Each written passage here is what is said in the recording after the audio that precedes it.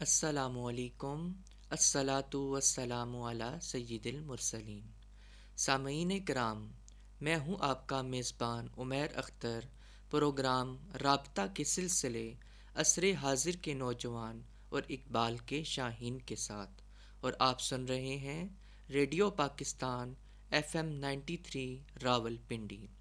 اس programme کو پیش کر رہے ہیں پروڈیوسر محمد امین بنگش۔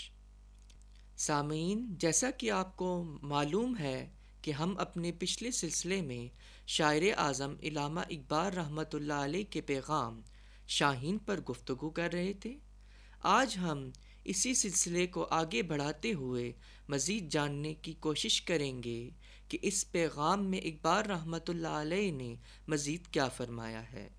اسی تسلسل کو آگے اقبال رحمۃ اللہ علیہ نے اپنی شعر آفاق نظم خطاب با جوانان اسلام میں، کہ جو ان کے پہلے اردو شعری مجموعے بانگ درا میں موجود ہے، اس میں اقبال رحمۃ اللہ علیہ نے مزید تعلیم دی ہے، اور اس نظم میں اقبال رحمۃ اللہ علیہ نے نوجوان نسل کی حالت زار اور مسلمانوں کے بلند رتبے کے بارے میں بیان کیا ہے۔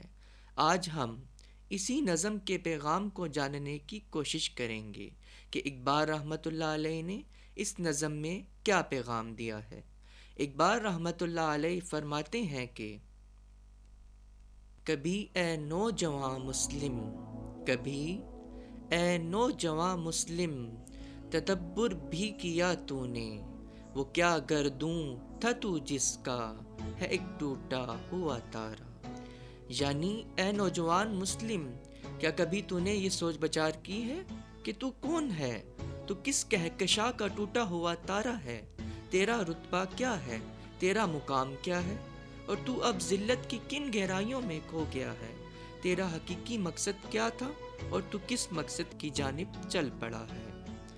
تجھے اس قوم نے پالا ہے، تجھے اس قوم نے پالا ہے، آغوش محبت میں کچل ڈالا تھا جس نے پاؤں میں تاجے سرے دارا۔ اے مسلم نوجوان، کیا تجھے معلوم ہے کہ تیری پرورش کس نے کی؟ تجھے کس نے پالا؟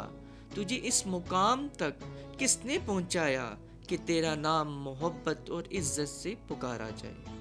تو سن لے، تجھے اس بلند رتبے پر پہنچانے والے تیرے وہ نیک اسلاف تھے کہ جنہوں نے کیسر و کسریٰ کی شان و شوکت کو مٹی میں ملا دیا اور ان کی ظلم و بربریت پر مبنی حکومتوں کو فنا کر دیا، اور تو اب کیا کر بیٹھا ہے؟ اپنے اسلاف کی قربانیوں کو مٹی میں ملا بیٹھا ہے۔ تمدن آفریں، تمدن آفریں، خلاق کے آئینے جہاں داری، وہ صحرائے عرب یعنی شتر بانوں کا گہوارہ۔ تمہارے اسلاف وہ تھے کہ جن کے اخلاق سے، کہ جن کے رویے سے، کہ جن کے اچھے اقدامات سے دنیا کا آئین تشکیل ہوا۔ انہوں نے عدل و انصاف اور خوشحالی کی ایسی حکومت قائم کی کہ جس کی مثال دوسری تہذیبوں اور مذاہب میں ڈھونڈنے سے بھی نہیں ملتی۔ وہ عرب کے صحراؤں سے اٹھے اور پوری دنیا میں چھا گئے۔ بدلے میں تم نے اپنے اسلاف کو کیا دیا؟ فقط رسوائی اور غمی کے علاوہ تم نے کیا دیا؟ کل تم کیا تھے اور آج تم کیا ہو گئے؟ سماں الفقر و فخری کا رہا شان عمارت میں، سماں الفقر و فخری کا رہا شان عمارت میں، بآب و رنگ و خال و خط چہ حاجت روئے زیبارا۔ اقبال رحمۃ اللہ علیہ مزید فرماتے ہیں کہ تمہارے اسلاف کی حکومت نبی کریم صلی اللہ علیہ وآلہ وسلم کے اس فرمان ذیشان الفقر فخری، یعنی فقر ہی میرا فخر ہے، کی مانند ہوتی تھی۔ تمہارے نقش و نگار، تمہاری جلد کا رنگ، تمہارے بالوں کی کاٹ تراش، تمہاری داڑھی کا خط، یہاں تک کہ تمہارا اٹھنا بیٹھنا، تمہارا اوڑھنا اور بچھونا، الغرض تمہاری زندگی کے تمام معاملات دین کے مطابق فقر کی سانچ میں ڈھلے رچے بسے اور سجے تھے، لیکن تم کیا ہو؟ تم نے خود کو کیسا بنا لیا؟ تم نے اپنی خودداری کو کیوں چھوڑ دیا؟ تم نے کچھ اچھا نہیں کیا۔ گدائی میں بھی وہ اللہ والے تھے غیور اتنے، گدائی میں بھی وہ اللہ والے تھے غیور اتنے، کہ منعم کو گدا کے ڈر سے بخشش کا نہ تھا یارا۔ اقبال رحمۃ اللہ علیہ اس شعر میں فرماتے ہیں کہ تمہارے اسلاف اتنے خوددار تھے کہ اگر وہ زکوٰۃ، صدقات اور خیرات کے مستحق بھی ہوتے تو وہ پتے تو کھا لیتے تھے، لیکن سوائے اللہ کی ذات کے علاوہ کسی کے آگے ہاتھ نہ پھیلاتے، اور اگر کوئی غنی امیر ہوتا اور وہ کسی دوسرے کو کوئی رقم صدقے وغیرہ کے طور پر دینا بھی چاہتا تو نہ دے پاتا، کیونکہ اسے یہ ڈر ہوتا کہ کہیں وہ شخص اس بات سے ناراض نہ ہو جائے کہ یہ شخص اسے بھیک دے رہا ہے۔ لیکن اے نوجوان نسل، تم کیا ہو؟ تم نے کیا کیا؟ تم غیر اللہ کے آگے پہلے ہاتھ پھیلاتے ہو؟ کیا تمہارا توکل اللہ کی عظیم ذات سے ہٹ گیا ہے؟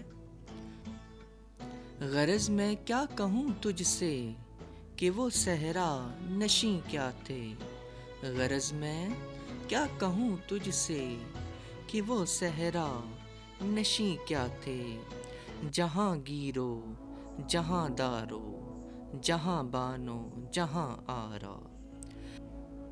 آگے اقبال رحمۃ اللہ علیہ فرماتے ہیں کہ میں تجھ سے مزید کیا کہوں کہ وہ اللہ والے کون تھے؟ وہ اس جہان کو بنانے والے، اس جہان کو پالنے والے، اس کی حفاظت کرنے والے اور اس کی سجاوٹ کرنے والے تھے۔ یعنی اللہ تعالیٰ نے انہیں جو عنایات عطا کی تھیں، وہ ان تمام عنایات کو اللہ کی مخلوق پر وقف کر بیٹھے تھے۔ اگر چاہوں تو نقشہ کھینچ کر الفاظ میں رکھ دوں، اگر چاہوں تو نقشہ کھینچ کر الفاظ میں رکھ دوں، مگر تیرے تخیل سے فزوں تر ہے وہ نظارہ۔ مزید شاعر مشرق فرماتے ہیں کہ تمہارے اسلاف کی شانیں اتنی زیادہ ہیں کہ ان کو بیان کرنا میرے لیے تو مشکل نہیں ہے، لیکن اگر میں ان کو بیان کرتا رہوں تو تم ان کی شانوں کو نہ سمجھ سکو گے، تمہاری سوچ و بچار وہاں تک پہنچ ہی نہیں سکتی کہ جو زندگی کا منظر تمہارے اسلاف جی چکے ہیں۔ تجھے آبا سے اپنے کوئی نسبت ہو نہیں سکتی، کہ تو گفتار وہ کردار تو ثابت و سیارہ۔ اقبال مزید فرماتے ہیں کہ تجھے اپنے آبا سے، اپنے اسلاف سے، اپنے بڑوں سے بالکل بھی نسبت نہیں ہو سکتی۔ تو صرف باتوں کا غازی ہے، تو صرف باتیں کرتا ہے، تو ہاتھ پر ہاتھ دھرے منتظر فردا ہے، جبکہ تیرے اسلاف عمل کے دائی تھے، وہ عمل پہلے کرتے تھے اور باتیں بعد میں، وہ با عمل با کردار تھے اور حسن اخلاق کے پیکر تھے، جبکہ اے نوجوان نسل تم بے کردار اور بے عمل ہو۔ گنوا دی ہم نے جو اسلاف سے میراث پائی تھی، گنوا دی ہم نے جو اسلاف سے میراث پائی تھی، سریا سے زمیں پر آسمان نے ہم کو دے مارا۔ آگے اقبال موصوف فرماتے ہیں کہ جو غیرت و حمیت، جو عزت و شجاعت، جو حکمت و دانائی، جو تعلیم و تدبر اور جو ادب و فلسفہ ہم نے اپنے اسلاف سے پایا تھا، وہ سب ہم سے چھن گیا، اور آسمان کی بلندیوں سے، سریا ستارے سے آگے کی منزلوں پر کہ جہاں پر ہم پہنچ چکے تھے اپنے علم و تدبر کی بنا پر، وہاں سے ہمیں زمین کی گہرائیوں میں پھینک دیا گیا، کیونکہ ہم اپنے اسلاف کے مشن کو، ہم اپنے اسلاف کے احکامات کو، ہم اپنے اسلاف کے مقصد حیات کو بھلا بیٹھے ہیں۔ حکومت کا تو کیا رونا کہ وہ ایک عارضی شے تھی، حکومت کا تو کیا رونا کہ وہ ایک عارضی شے تھی، نہیں دنیا کے آئینے مسلم سے کوئی چارہ۔